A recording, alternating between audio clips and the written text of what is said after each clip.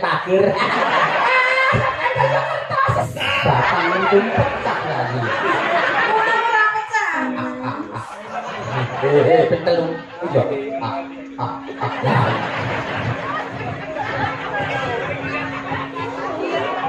Iya. Pak dapat ini Pak dan kita silakan lagi. Nah,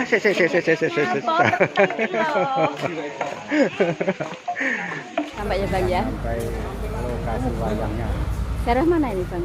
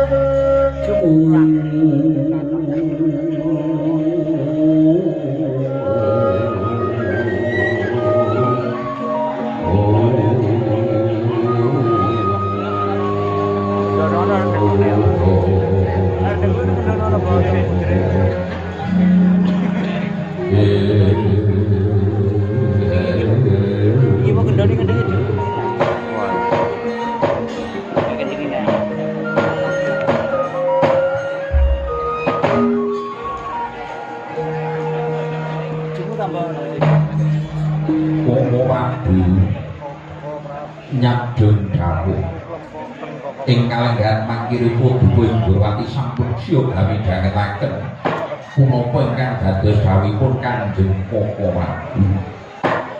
Ya. Ya. Mau ngarepun Kakang wis ngandhake yen putra Mandura putrane Samarga Kanjeng Rama Prabu Basudewa kuwi kang cinathet nuksara silah kang resmi amung 3. Ya kuwi pun Kakang Yayi Ndrawati lan Kakang Yayi Bramajaya. Pun Kakang wis mukti bau dendha jumenapa ing negara Mandura unsur keprabone Samarga Kanjeng Rama Prabu kuwi. Wong dene kaya Kakang Yayi Narayana uga wis mukti bau dendha jumeneng pinangka jejeg sing pengayomaning para kawula agung ing negara Ndwarawati. Wong dene Kakang Yayi Bramajaya nganti klunggan dina iki sing mapan ing paman Banon Cinawi. Tegese isih melu kelawan Kakang Yayi Ndwarawati. Aku bisa nampa. Aku bisa nampa. Ya jalaran wiwit duk nalika isih cilik ing Widara Kandhang. Pancen Bratajaya kuwi luwih cedhek kelawan Yayi Narayana yen kok kabandhingake kelawan Kakang. Mula duk nalika saksurute Kanjeng Rama Prabu Basudewa yuni pun Kakang paring dawuh lan andhang marang Adi Gusti Rara Ireng. Rara Ireng sabanjure Kakangmu Mandura wis jumeneng dadi ratu. Kakangmu Narayana wis jumeneng dadi ratu. Iki kanthi kowe. Sabanjure kowe milih mapanene Mandura apa melu Kakangmu Narayana. Nalika semono nggonku ndhawuhi, nggonku ndangmu marang Kakang Gusti Bratajaya mengkono. Tibanipun Gusti Bratajaya duweni pilihan dhewe. Bratajaya melu Yayi Kresna kaker mening Ndrawati. Abot-abote dugi Adi Wedok. Mula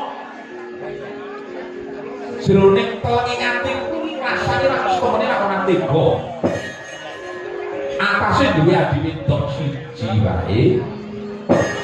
Kok nganti kelungguhan iki durung pojo-pojo selek arasane jalaran isih melu kakange.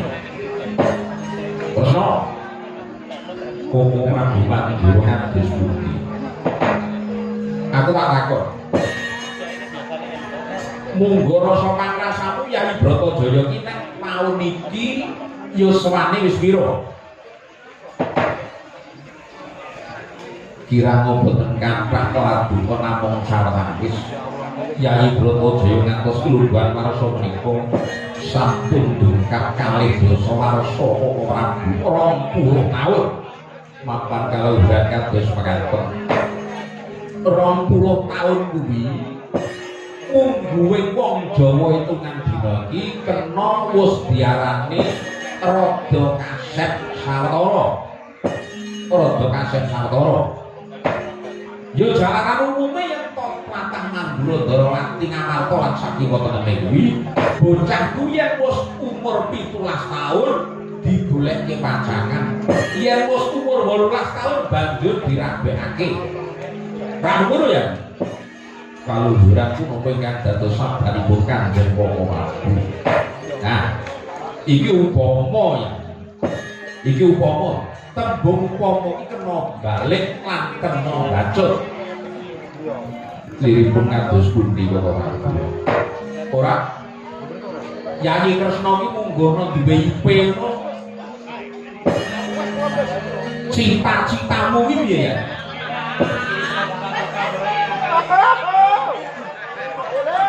Wah, jangan cita-cita. Menengo, setiaki menengo, iki rembug wigati. Pepenginanmu kuwi kira-kira piye duwe kadang IP?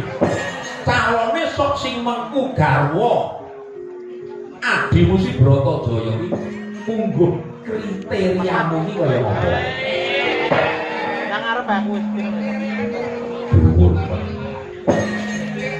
Papawagu yen kos ngantos kalenggan mangke kula menika boten gadhahi kekundangan dumateng Yayi Bratajaya.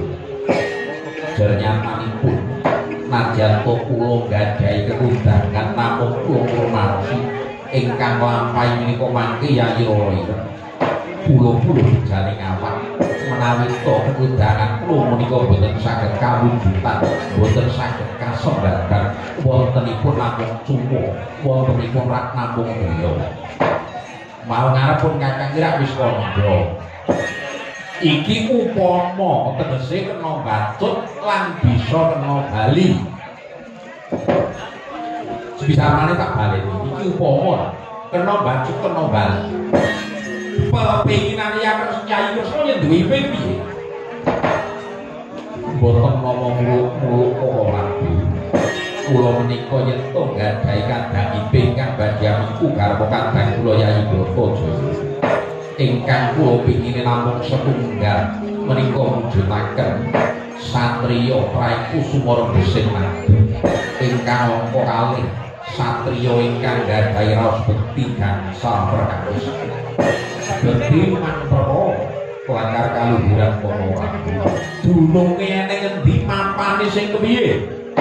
Koko Prabu bekti gangsal perkawis menika ingkang sepisan bekti marang Gustine manembak marang ngarsaning Jamal Budetrat nut satataning agama suci ingkang rinasuk Koko Prabu kuwi bekti kang sepisan nuwun inggih kang angka loro ya ingkang angka kalih satriya menika bekti dumateng tiyang sepuhipun, tiyang sepuh jaler, tiyang sepuh estri. Nyatanipun satriya ingkang bekti dumateng Rama Ibu kok ateges sampun ndungkap marang sangkan paraning dumadi. Mula bukane bisa tumitah ing alam padhang ora ana liya kejaba Rama Ibu kang kinarya sarana. Sing angka 3 ingkang angka 3 menika bekti dumateng para sepuh. Lah kok para tuwa kuwi beda karo bekti marang para tuwa, marang wong tuwa. Benten Koko Prabu bedane tiyang sepuh menika ingkang lairaken menawi para tuwa menika ingkang menang paring swarga nikmating rasa. Oh iya ya anake bicara diwenehke nuwun iki. Sing angka 4 menika bekti marang guru. Tegese satriya menika kedah dunung asalipun sinten ingkang maringi secala padhanging ilmu. Kedah menika ingkang dipun sukeni, kedah menika ingkang dipun beteni. Lah jangkeping sing angka 5 satriya menika kedah ngabekti marang negari, ngabekti marang rakyat, kedah nuwun tumapun tekti dumateng perangan negara ingkang lumampah. Oh ngono ya. Koko Prabu kaluhuran. Ya. Ya. Kuwi monggo rasa pangrasaku becik toraku ya sarujuk. Nanging mbok menawa beda penemu kuwi mestine rak ya dikeparangake to Yayi.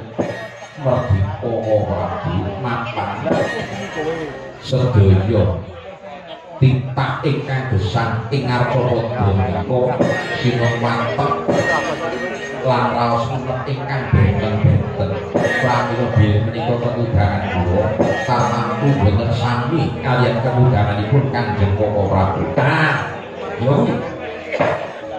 Yen pun Kakang duweni ketudangan yen duwe kadang ipe kang mengku garwa adikku si Bratajaya mujudake satriya kang ben burine bisa lungsur ke Prabon jumenengahe lho. Lirik kados pundi Koko Prabu? Yen satriya kuwi duweni hak pemenang ing tembe bakal lungsur ke Prabon madhep dadi ratu menang nepak mbun-bunane wong Sanggara. Tegese satriya mau duwe kuwasa ing jagat gumelar dina iki ya. Apa kang luwih dhuwur tinimbang panguwasa kang nguasani negara? Bebasa apa sanciptane dadi pun kakek kepengin kadangku Yayi Bratajaya kan wiwit cilik wis keloro-loro nggumbang nyerang pil dadi derajate wong kere nalika semono. Aja nganti sok gedene sok dewasane tetep nglakoni bakang padha. Mula aku kepengin Sembadra diwengku satriya kang tembene bakal dadi ratu. Koko Prabu nuwun inggih. Lah iki siji singgirku lah apa kira-kira Yayi Ndarawati kuwi wis duwe angen-angen kira-kira sapa kang bakal mepacangake kalawan kadangku Yayi Bratajaya ora duwale-wale menapa yen tosipun nembe karancang rinantang jroning manahku badhe utusan Kakang Patih Udawa. Lho, utusan Kakang Patih Udawa piye? Golek dina piye? Golek dina ini rasa ado-ado. Mbah Kadriwi ngatasi. Mboten bab menika kula mlaku. Nanging posipun kula menika badhe utusan Kakang Patih Udawa supados sowan dhumateng negari Mandura. Matur dhumateng Kanjeng Koko Prabu nelakaken ngaturaken bilih kalenggar mangke kula menika sampun nampi nawala penglamar saking negari Ngamarta ingkang dipun kapastani Yayi Prabu Darma Kusuma wondene Suraosing nawala penglamar menika kepengin mundhut garwa kadang kula Yayi Bratajaya Jimatu Krama Yayi Pangah Pandhawa kadang kula Yayi Permadi Koko Prabu kapian tresang kapirangu renangkul kinempet kompet dosa rananing pawon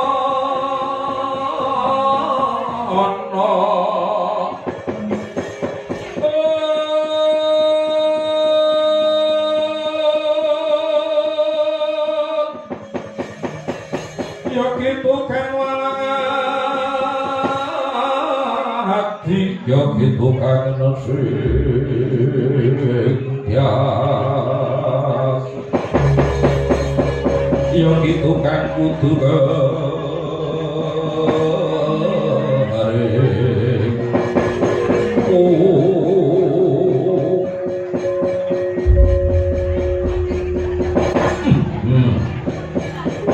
Yayi Prabu Prabu wonten jalu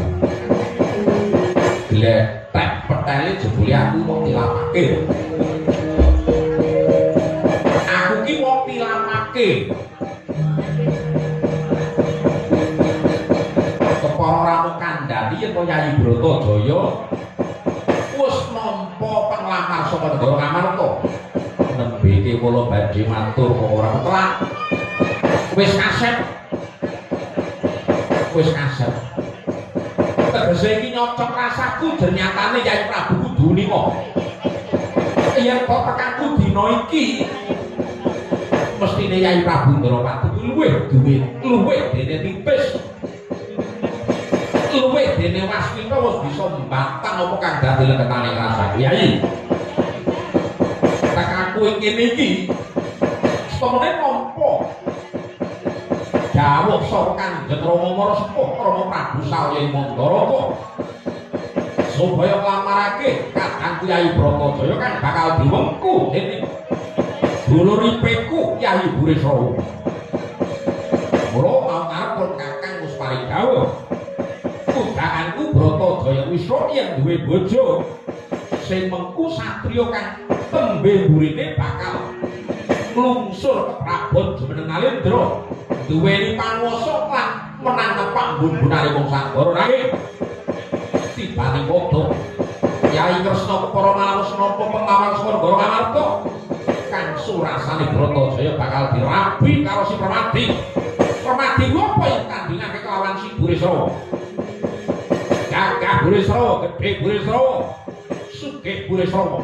Kepala Permadi ku satriya kere, satriya gombang nyerantil bakal di jauh pakai kelawan Yayi Bratajaya. Yayi Kresna pancalku iki Wurana penglamar saka negara Ngamarta ya jalaran pun kakang wis nggawa calon manten kang bakal jauh pakai kelawan Yayi Wurusbandra. Koko Prabu menika boten nama kula badal dawuhipun Kanjeng Rama Prabu Naki sedaya menika sampun kalampahan tartamtu yen to menika dipun wurungaken kang tanpa sabab badhe kirang prayogi Rama Prabu damel raos kirang sekeca ing penggalipun kadang-kadang Barata Pandhawa. Oh! Yayi Kresna tegese ngebotake Pandhawa. Mboten nama kula menika ngebotaken kadang kula Barata Pandhawa. Pandhawa menika kadang kula Werda Rama Prabu. Nyatane Yayi Prabu. Yayi Prabu Kresna ora kersa ngurungake pemangan Sukara Amarta. Janjane ya. Janjane aku iku aku dulur tuwe ora.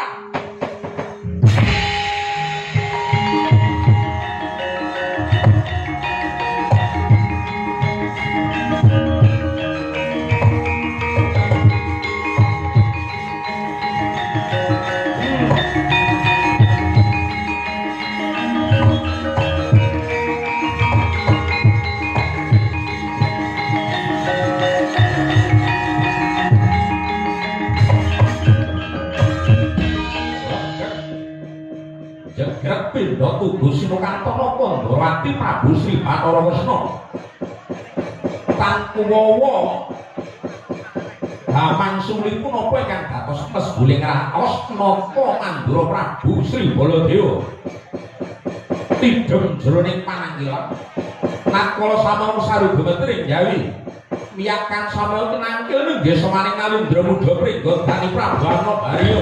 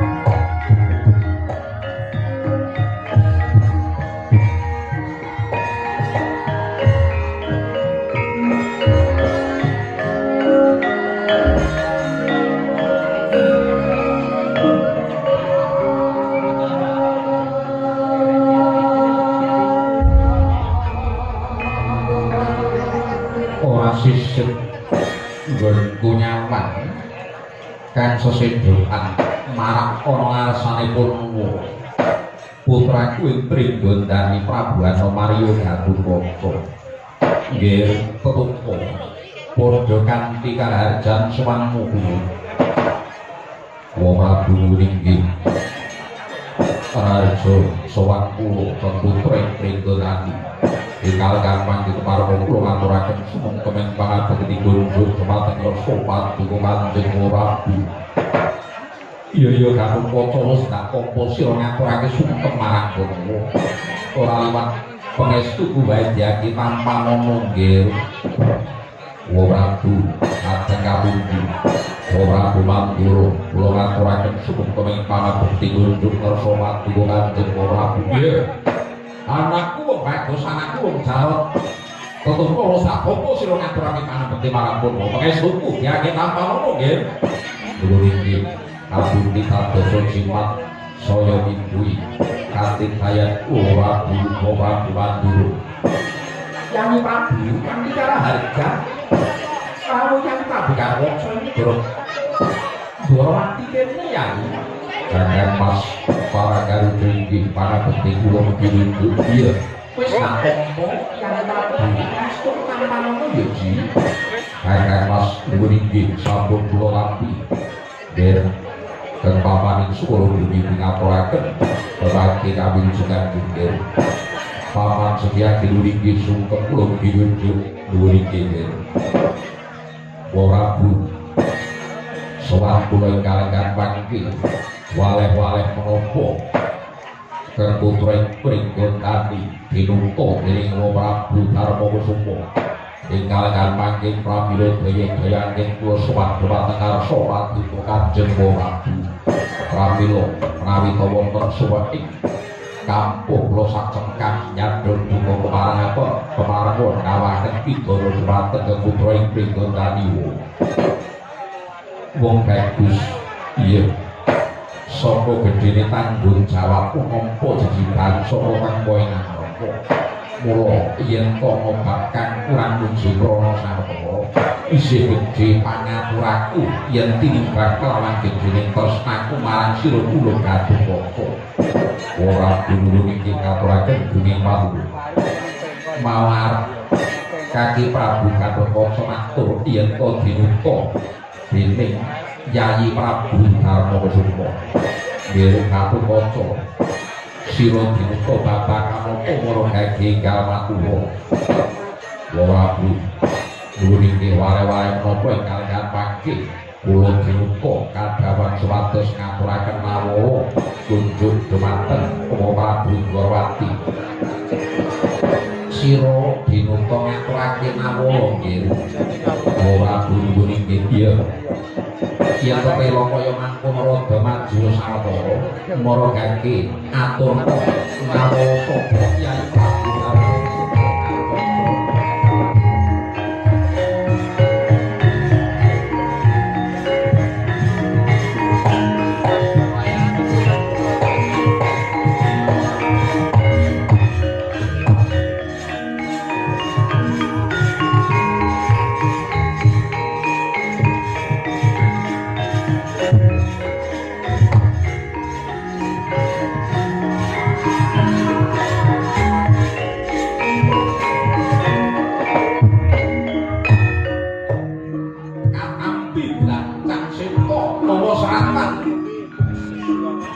jroning kalih Sanata Kresna. Yen dene tiba-tiba jroning panggalih gandeng mata ngamarta yen dawanan senggah dawuhing kemanten. Namung kewet jroning raos Sang Prabu Kresna badhe paring pawangsulan gandeng kandhang mangke tinenggan dening Rangkanata Prabu Sri Baladewa.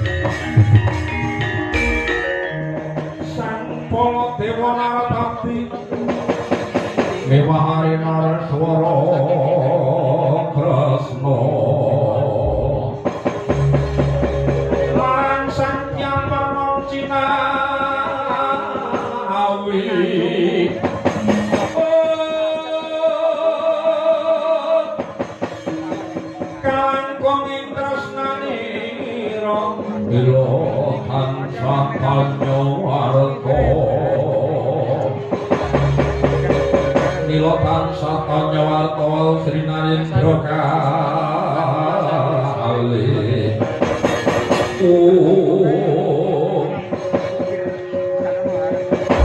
Kyai Rabu Koko Madilu niki sajak leged jroning rason bareng nampa layang saka Aruwaca apa Yai Surasana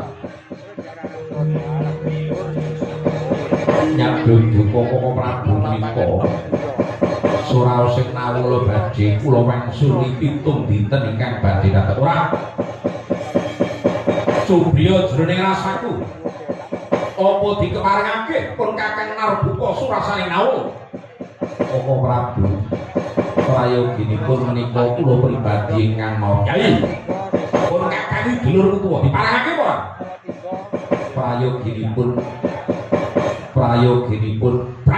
kuwi kula kemawon ingkang Narbuka suraosing nawala menika aku tak delok kowe dhisik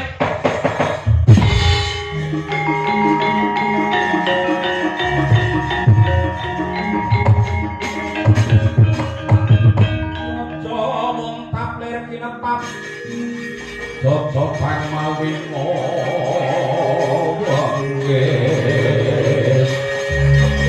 kumedha padhon ning mati soring joko malatulaku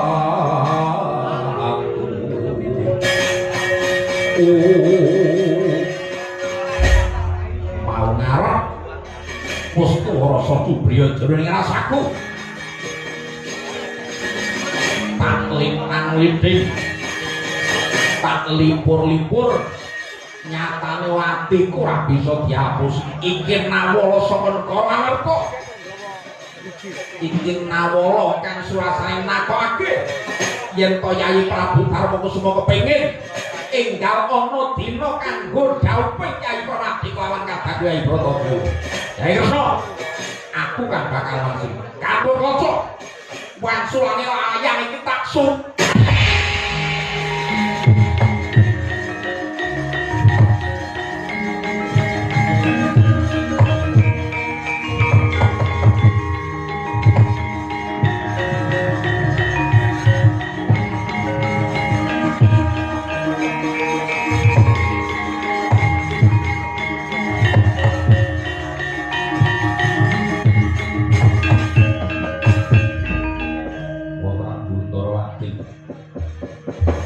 Bundi menika Aroso ora perlu takon marang Ndawati sing nyawuri Baladewa kowe ngerti apa ora isi layang iki mau Wong Prabu kula namung sipating duta wenang pundi wenang Narbuka suraos sing nawala ing madyane margi yen to ngantos wonten suwening blancang jaga kula ingkang kinarya congkok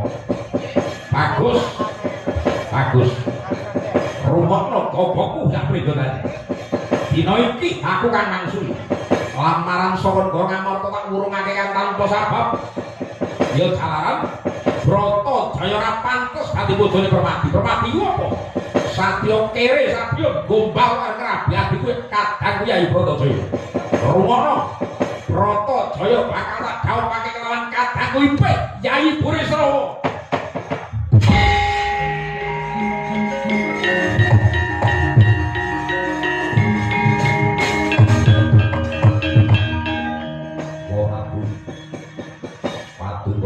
yang sepuh Paduka menika yang sepuh sanes yang sepak tegese piye kekaipun yang sepuh menika kenging damel maudran kenging menapa ing kalegan pangke kula menika dipun kengket dipun duta Prabu Ngamarta sowan dhumateng negari Dwarawati ingkang kula sowani menika Prabu Kresna saking punapa ingkang dados sabab ngantos Paduka Kanjeng Prabu Mandura ingkang duka ingkang dawahaken duka dhumateng kula kemat uwek-uwek belancang seta ingkang mujudaken mawala saking kali amarga mundhun kali Ndrawati aku uga duwe menangan padha kanthi pawadan menapa aku kuwi dulure tuwa Kyai Ndrawati kadang sepuh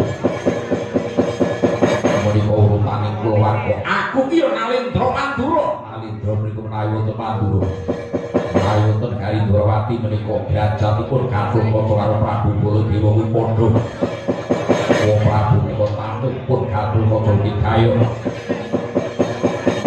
rancang mutlak gawipun Kanjeng Prabu Baladewa boten badhe kula keto nanging seklimak aturipun gawipun Wong Prabu Ndrawati menika ingkang badhe kula pun lho umalancang kowe Harwaca napa kemawon badhe kula panggil badhe kula lampahi ternyatanipun kula menika duta pamungkas sinten mawon ingkang badhe ngalang-alangi menapa ingkang dados tanggal jawab kula rawe-rawe rantas malang-malang butuh bagus lanang tenang ngerti ora yen diragi Purbawasani Bratadaya ana tangane Baladewa kula ingkang pinangka duka yen to ngantos urung kawitipun Paman Permadi kaliyan wong Bratadaya ingkang wirang boten Paman Permadi ingkang wirang boten para pundhit Barata Pandhawa banjur ingkang wirang nata prigod dari Prabu Harwaca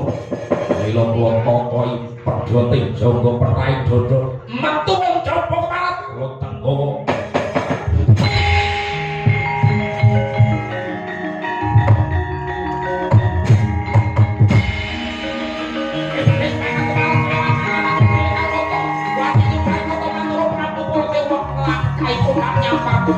ayo otomekan cinta sawe kaiki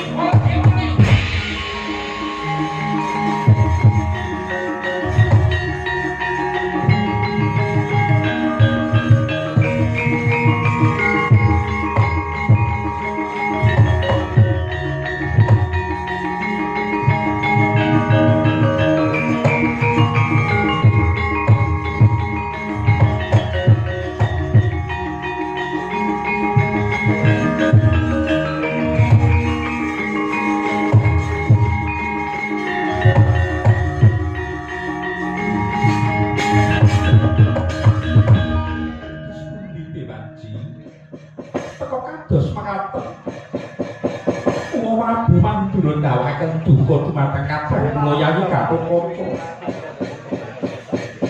sombo terus pundi Dewaji mestine sira ora pangling lagak lagu-lagiane wong atuamu Mandura pancen ya kaya mengkono kuwi ampun kaget nggih menika dipun anggap biasa kemawon gandeng wong menika pancen darah tinggi darah tinggi menika menapa Paman? Gampang nesu. Gampang nesu ning apa-apa nesu nek luwih bengok-bengok niku tempo ing Mandura. Setyaki kuwi mau ora genah sing dikandhakake. Aja ngracuni pikirane anakmu sombong. Sombong mung timbalan kan jauh dibaji. Dina iki arep dikaya ngapa kedadian dumadi wis kebacut kaya mengkene tegese sisih sendiri rukun katuran gane iki mengko bisa mbabar karya kang kurang prayoga mula sira sangga aja pegat ing kaprayitnan sira sangga aja nganti pegat kaprayitan kepara malah tikrana kawaspadanmu aja nganti iki mengko ana kang ngriwuk kempul teman saya berbudak telakon kang dumadi negara Ndrawati nggih Kanjeng Rama namun sendika saking dawuh Setyaki wonten tipalen kang dawuh Prabu aja kaya bocah cilik yaki dina iki maragake sangatak napa wadya bala negara Ndrawati aja nganti mengko ana kang ngari biru ngrimu kempul marang boneka bakalan ndonyuda Koko Prabu Mandura kelawan putraku ing Pringgondani kaki Prabu Harwaca dhuwur inggih kula lampung sendika ngestakaken dawuh ngiras pantes dina iki bubar kang gantung sibu jeneng ingsun bakal kundrang tato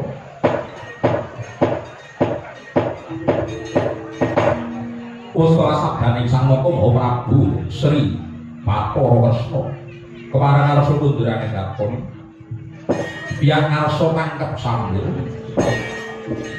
candrane hamudi syukur mring ngarsaning Gusti